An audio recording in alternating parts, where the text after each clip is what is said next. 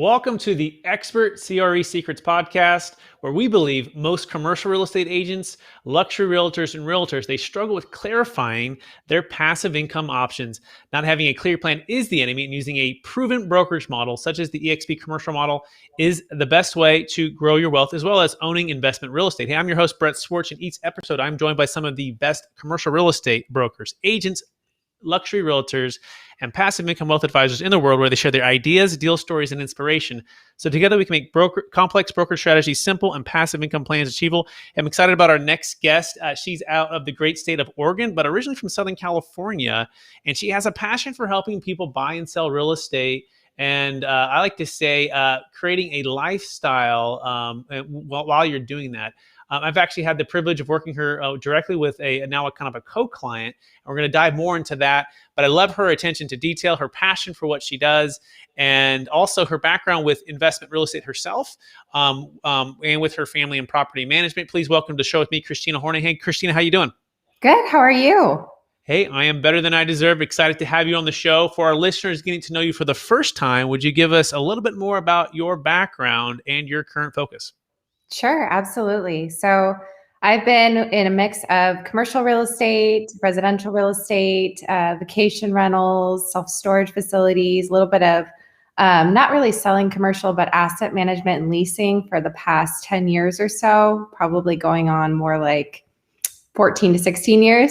But I've done a little bit of everything, owned my own rentals, helped my family with their rentals, and kind of had myself involved in every aspect of real estate. That is amazing. And I think you mentioned when I first met you, it was Southern California property management, right? Where you kind of learned the commercial side of things as well. Give us a little bit more about that background, because I think that'll be interesting for our conversation. Absolutely. So when I was involved in commercial real estate, it was when the market was turning in about 2008, 2007, 2008. And our office buildings were going dark. I had 7 office buildings in Northern California and another 5 to 7 in Southern California I was overseeing, and we were going dark. So at the time, that's when the WeWorks were kind of developing. So we went and toured a bunch of WeWorks and started copying their model and dividing real estate spaces into smaller spaces to get them rented. And at the time, real estate was changing, especially commercial real estate. Like doctors, they wanted drive-up clinics. They didn't want to have to walk inside a building in order to get to a clinic or an elevator. We were having people with accidents in buildings because of the medical features. So what we had to do is go in and TI spaces, which is kind of a tenant improvement to spaces, and divide them up into smaller spaces so that people would rent them, because our office buildings were going dark. So it was a very hard time to be in commercial. The only thing that actually did really well was the self-storage facility, because everybody was moving out of their big houses, they were losing their homes, and they were moving into smaller houses, and everybody put their stuff in storage. So it's kind of interesting. Yeah, no, and I think it's a great way to learn the business too, right? You had to think outside the box. You had to be creative. I like this. It's actually the time I started in the business was about 2006. So I had just a little bit of the tail end of a good market in a sense for brokers, and then everything just hit the fan. But I learned through the fires, I like to say, because it forced us to think outside the box, create more, add more value, shift and pivot. And we'll talk about that with COVID-19 and how you've pivoted and helped your clients in Oregon here in a minute. But before we go there, I want to really focus on help our listeners get to know you a little bit better, Kristina. And I believe we've all been given certain gifts in this life. And I believe these gifts, some people call them strengths or superpowers. I believe these gifts have been given to us to be a blessing and help to others. So I want you to go back to maybe the college days or the high school days. And maybe what are those 1 or 2 gifts that you believe you were given? And how does that help how you help and bless people today? It's a great question, actually. It puts on your thinking cap. So back in high school, I actually had an opportunity, because I was doing so well in high school, to leave school at about 12 o'clock every day. So I started work. At about 13. I continued working all throughout high school. I was working in commercial at the time. We were trying to figure out how to rent up office buildings. I kind of got hands-on with development. I was learning from my dad at the time. And then in college, I continued to work, and I took night classes so that I could go to work 8:30 to 5 every day. And then I went to night school at 6 o'clock. So it's kind of how I got through college. I paid through college from working, worked in commercial. I actually flew to Colorado for a self-storage conference. I was like 19 and flew there and met all these super big self-storage people and went to this big conference and kind of got my feet wet at the time. And, it just taught me that hard work really pays off. And I have a large skill set because of it. I kind of got my hands wet and everything, my feet wet and everything that I've done, self-storage, commercial, vacation rentals. I was over there. I actually flew to Hawaii when I was about 16, and we had a vacation rental over there. And I was there scrubbing the carpets, scrubbing floors, scrubbing walls, cleaning, meeting with the guests, really high-end people from all over the country. And so it just kind of taught me a lot from the hands-on stuff and then I had to manage employees, and I just learned a lot at a young age. And it was nerve-wracking, but learned a lot. That's amazing. You grew up fast and you matured quickly. Wow. I mean, incredible. At 13, you started working, and then you were able to, do well in school as well, to be able to do both. And then fast forward, by 19, you're attending these big conferences. So you're getting more done from people that might take until they're 25 or 30. Is that a fair summary? Yeah, absolutely. And it was great. I mean, I learned a lot at a young age, and I'm glad I did because it taught me to work and it taught me to stay focused. And Uh-huh. Were your parents always pretty entrepreneurial, or pushing you, or was it kind of, a mixture of both, or what did that come from, that drive to go further faster? I was always somewhat self-motivated, especially in school. But I think the biggest thing is I remember one time my dad took my car away. I think I was 16 at the time. I just gotten my license. My dad took my car away and he said, the only way you're going to earn your privileges back is if you show me that you can. And I was so motivated to get my car back. I had just got it taken away. I don't remember why, but probably something I did. And That's like my kids on the iPad, right? You know what I mean? I just threaten that thing, and like all of a sudden they're just like, "Oh, whatever you want me to do," right? right. Well, the Well, neat. iPads weren't in existence at that time. We didn't even know what an iPad was, but the car was Exactly. the thing. I couldn't do anything. I couldn't, I was having to walk to school or ride my bike. And Sure. he's like, the only way you can earn it back is by showing me that showing me that you really can. Yeah, sounds like a great dad. So that's shifting to real estate now. And when did you become, I guess, fascinated and or obsessed with helping others kind of achieve their lifestyle and owning real estate? It's a really great question, actually. I bought my first property when I was 20. I was in college at the time, and a friend of mine had bought, he was a few years older, and I was so motivated to own my own property because my landlord was not taking care of the property I was renting. And I wanted something that would offset my mortgage because I was going to school full time, not making a lot of money. And I decided to buy a triplex, and the 2 units in the back I found would pay almost all my mortgage. I mean, I had to pay my taxes still and maintenance and everything, but I bought my first property and kind of fixed it up. And I ended up not knowing anything about rental property. And my mom was very sick at the time. My dad was working far away. And so I was kind of on my own. I bought this property. I moved in some tenants, and I didn't know anything about screening, and nobody had taught me about screening. And first of all, the realtor that I had bought from did some things that I didn't think were right. So that really motivated me to get my real estate license, to help people and not be that person. And then the other thing is taking care of that triplex was really interesting because I didn't screen as well as I could, and I believed people too much. I believed what they told me. So when I went in there and rented out one of the units, I found out that my tenants had destroyed the property.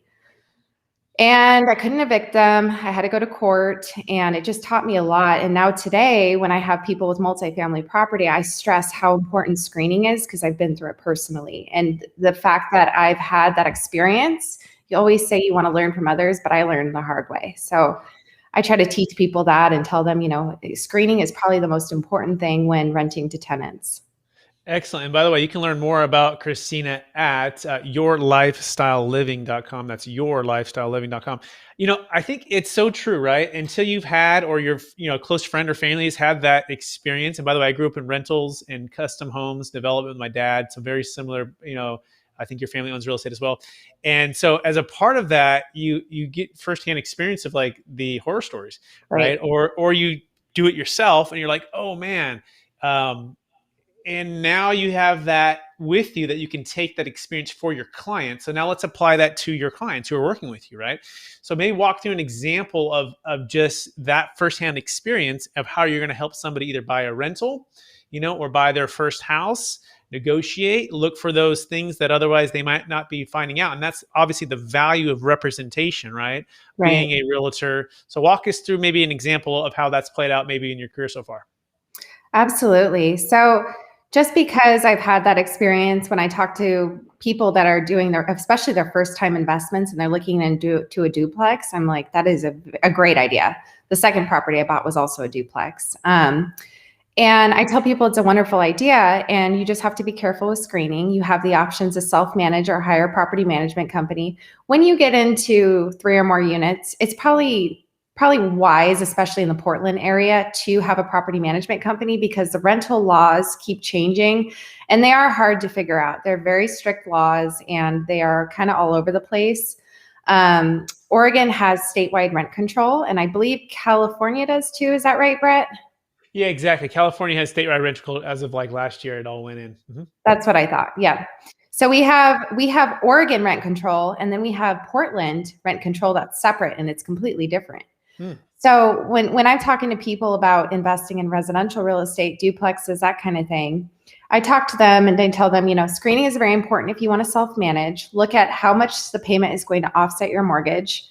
One of the properties I bought was actually a duplex in an HOA. I don't know if I'd ever do that again, just because, and I've learned as far as rental property, it is hard when you have an HOA. So one of my clients had a rental property in an HOA, and the tenant had caused some fines and things to happen within that HOA, and the seller didn't know about it. So when we went to sell and put it on the market, she had about $1,200 in fines from the tenant she had to pay off. Yikes. So I try to stay away from HOAs, just firsthand experience and talking to people about what they want to buy. I think an HOA can be good if maybe it's new construction, and that they have a budget planned out. But some older buildings, you can run into special assessments. As far as multifamily, depending on the number of units, you look at the cap rate, you look at your return on investment, you look at the rent multipliers, you look at kind of everything that you're looking for and I think a really big piece to this is location. So a lot of people try to buy the cheapest place in the worst location. And I say, don't ever do that, because that's kind of the mistake I made. I was like, this place is such a great deal. My triplex was $350,000. That's what I paid for it. And it had 10 bedrooms, 4 bathrooms. And I didn't buy in the best location because the deal was great. I thought I could make a good return on investment. And I really realized that having something in a really good location, you'll attract better tenants. So that's really important. Yeah, thanks for sharing that. So much wisdom there. No HOAs and knowing the rental laws, obviously in the city you're in and the state you're in, and making sure you're up to date with that. Those can be a lot of challenges there. What's the most rewarding part of what you do? I would say seeing people's happiness. As far as investors, when an investor comes in, they're looking at the numbers and, of course they're happy, but it's a different emotion versus a home buyer. So when a home buyer goes in, they get their first home or they sell their home to move into a different home. There's a lot of emotion there. Investors, there's less emotion, I would say, unless they're going to be living in the property, which I think a duplex is a great situation. If you want ease of living and you want to buy something where you rent out one side and live in the other, it's a great way to get into investment real estate. And it's a good starting point. I don't, single family rentals, I don't know if I'm as big of a fan, especially in today's tight market with low inventory and low interest rates. I think you're going to pay a lot for a single family rental. But as far as a duplex or multifamily, a fourplex and up, even up to, kind of stepping stones into so many units, I think that's a great way to kind of start with something small and then keep building your portfolio.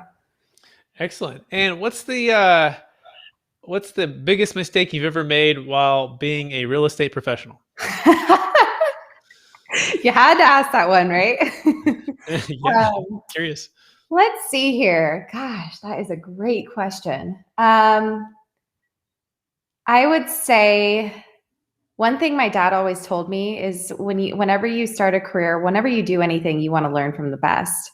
And I think I should have. I think the one biggest mistake that I made is right when I got into it, I was kind of thrown out into the woods by myself, not knowing what I was doing, had no help, kind of had no network at all.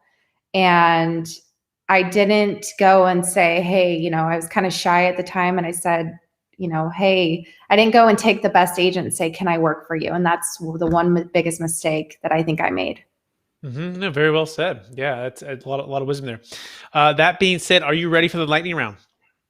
The lightning round? Yes. What's that? Here we go. If you could go back to your 25-year-old self, and maybe it's the last answer you just had, but knowing what you know now, what's the one golden nugget that you would make sure that you would tell yourself to do? Back to my 25-year-old self, I probably would have taken advantage of the real estate market at the time when I was 25 and bought more real estate. That's probably what I would have done. I would have studied the market more and bought more real estate. Mm-hmm. Best real estate decision you've ever made? Best real estate decision I've ever made. Get licensed in Washington, 2 states.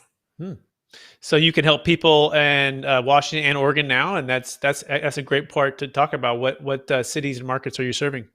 So I work in the Portland metro area and surrounding cities, and then I work Vancouver, Camas, Washougal, up to Ridgefield, Brush Prairie, Washington, all those areas. It's kind of the southern part of Washington. And the really cool thing about Washington is if you live and work in Washington, there is no state income tax. So a lot of people are flocking, especially from states like where income tax is really high. They're kind of flocking up to Washington. I got my license because of family. And I kept it. And a lot of my clients have moved from the Oregon side to the Washington side. So I'm very thankful for that. Excellent. Best negotiation strategy? Best negotiation strategy, communication. I think finding out what's important to the seller, what they're looking for, what's the seller's motivation for moving, and kind of connecting with that other agent and not just sending off an offer and saying, hey, here's my offer, and not saying anything about your buyers. I think the communication is where it's at. Excellent. Number one book you've gifted or recommended the most in the past year? Oh gosh, books. I don't read a lot. It could be a podcast. It could be, a magazine. It could be something that's. I really love the Lab Coat Agents podcast. Mm-hmm. I think that they do a really good job. They bring in some really innovative people, and I love those guys just do a great job. Excellent. What are you curious about right now? Curious. What's going to happen with our market, where things are headed? I think everybody's kind of mixed about where they think things are headed. You're absolutely right. Right. We're kind of still in COVID, post-COVID, not post-COVID. It's Right. kind of still a lot of unknowns. Market's still all-time highs. You still have a lot of interesting things going on. Excellent. And this is the last question, Kristina, and I want to thank you for your time and being on the show. And this is the last question here.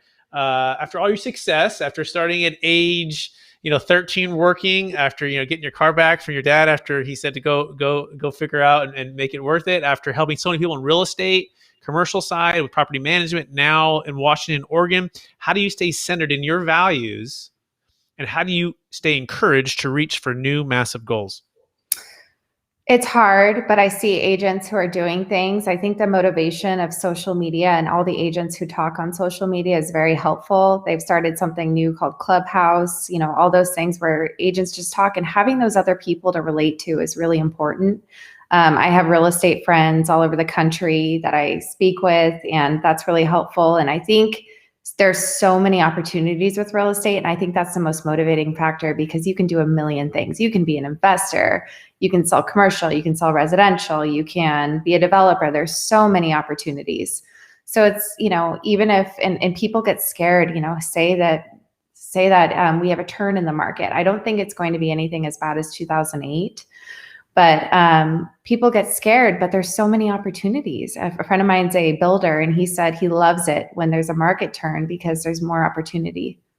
Excellent. And by the way, before I forget, we're going to touch on that one last deal that we're working together. I did say in the beginning that we touch on that before we go. And so for our listeners, I actually have a company, if you don't already know, now called Capital Gains Tax Solutions, and I'm a commercial real estate broker with eXp Commercial. But as a part of that, we educate people on a strategy called the Deferred Sales Trust. and help people unlock selling their real estate, either primary homes or rentals, without having to use a 1031 exchange. And so fast forward, or even rewind, a gentleman reached out to me, heard me on the podcast, and then I was searching for a top agent in the Portland area, and Kristina's name just kept coming to the top on all of the searches. In fact, on Lab Coat Agents on that Facebook page. That being said, he now sold his first property, and he'll be selling a second property with Kristina, and he's deferring capital gains tax. So, Kristina, could you just touch on the struggle and the frustration when it comes to the 1031 exchange? I think the biggest thing is a 45-day designation with 1031 exchanges. It's really hard, especially in today's tight market, to find something that you can 1031 into, and especially with the prices of real estate right now. If you're going from something that you're selling for 400 to find anything that's on the same page without having to put a lot more money in, is very difficult. And even finding something, it's just, and then they give you 180 days to close, but 180 days, no seller is going to accept that. And I think that the biggest frustration is just, where are you going to invest? 45 days is scrambling. It really is. Exactly. We call that the shotgun wedding, right? You get engaged in 45 days and married in 180. Typically, it's not necessarily going to be a good outcome. So you want to sell high and buy low, not sell high and buy higher 180 days later. Right. By the way, if you want to learn more about that, you can go to capitalgainstaxsolutions.com, capitalgainstaxsolutions.com. And if you are a realtor listening and you want to learn how to use this to grow your business and get more listings, you can go to experttaxsecrets.com. That's experttaxsecrets.com. That being said, Kristina, I want to thank you for being on the show. I want to give you the last word, as well as remind our listeners where they can find you. At yourlifestyleliving.com, or on Facebook, Lifestyle Living by Kristina with a K. And thank you so much, Brett, for having me on the show. It was great.